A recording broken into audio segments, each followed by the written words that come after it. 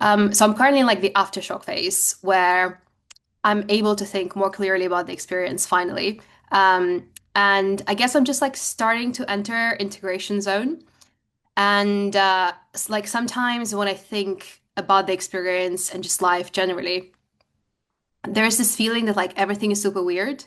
Like, it's kind of like I'm tripping a little bit. And the feeling is like, oh my gosh, like it's so weird. Like humans have like those weird faces. The entire life process is so weird. Like we give birth, like just, it's like, I think it's called hyperreality or existential awe or something like that. And that's been quite unsettling for me. Like I can try and ignore this feeling and not think about it and then generally just like move on with my life. But I'm kind of scared that like it won't go away, or at least until I process this, like it'll kind of persist. So as we are awakening, what we are awakening out of are many of the various layers of reality. So we're awakening out of the fundamental idea that this is not a dream. Like we're waking up, whoa, this is a dream, or this isn't what I thought it was. Reality, it's some sort of illusion, or it's consciousness. It's not just this material thing.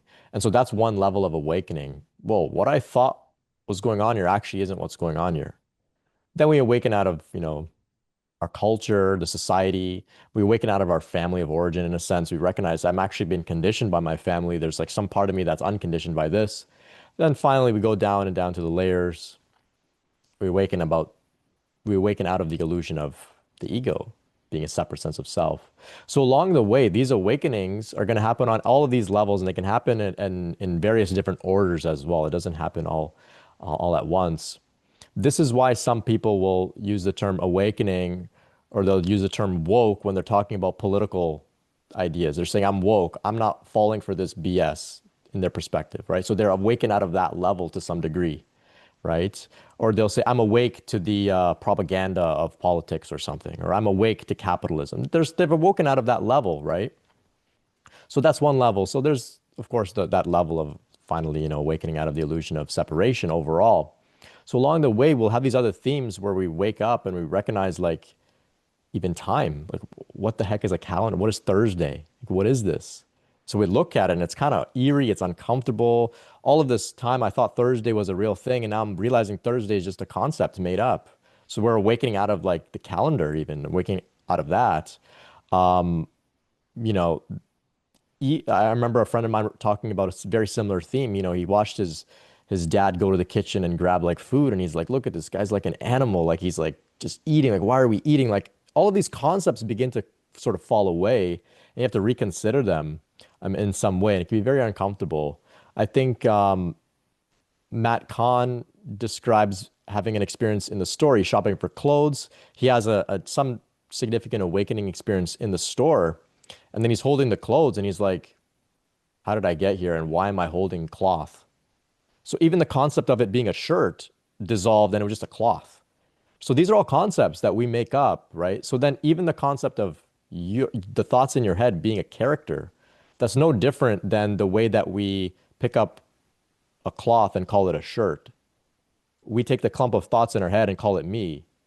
It's just something we're making up. We're just making it all up in that sense. So it can be very uncomfortable as we awaken out of this.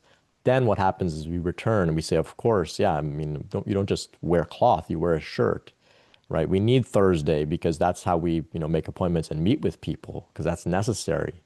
Yes, I'm not a fully what I thought I was, but I'm apparently still here and I can have a conversation with somebody. And when I speak, they listen. And when they speak, I listen. So clearly there's something going on that's separate. So we return back into the dream, except now we have a better understanding of what it really is. We no longer believe the concepts blindly. We've actually processed them through our awareness, through our consciousness, through looking for, what's really true here.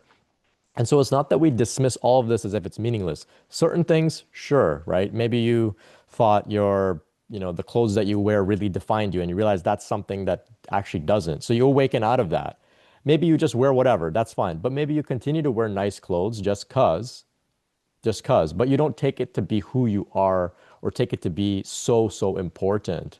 So in the same way, we have to find a balance between like what's practical and useful and helps us to function in the world, but no longer believing it to be the ultimate absolute truth.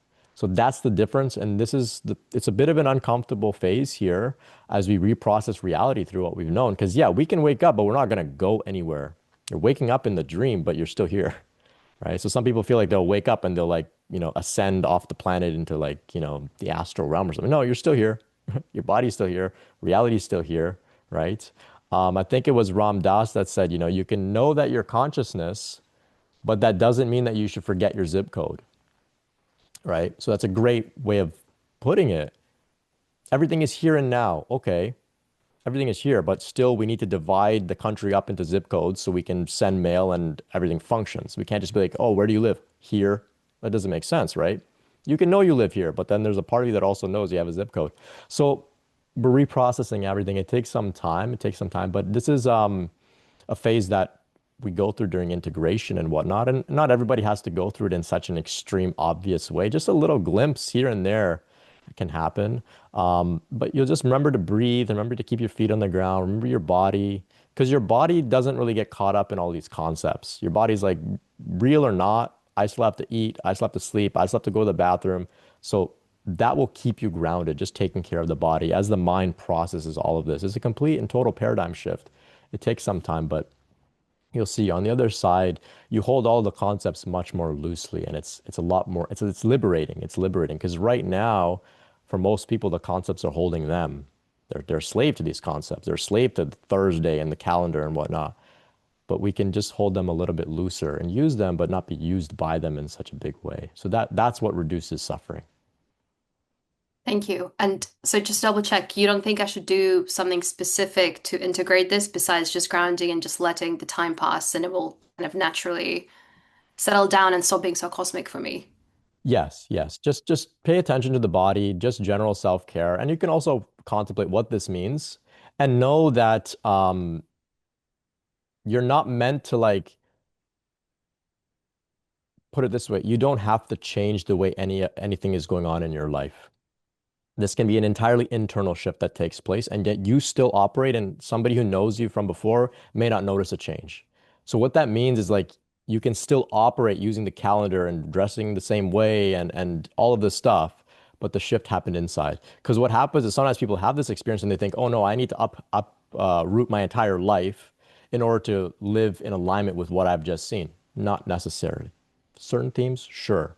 Maybe that means you have a career change or something, or you leave a relationship, or you change up the way you dress or whatever. Sure, but it doesn't have to. So just keep that in mind. It doesn't have to. There's a way to live knowing all of this, but yet fully in the world as if you don't know any of it. It's a very interesting paradox. Cool. Thank you. You're welcome.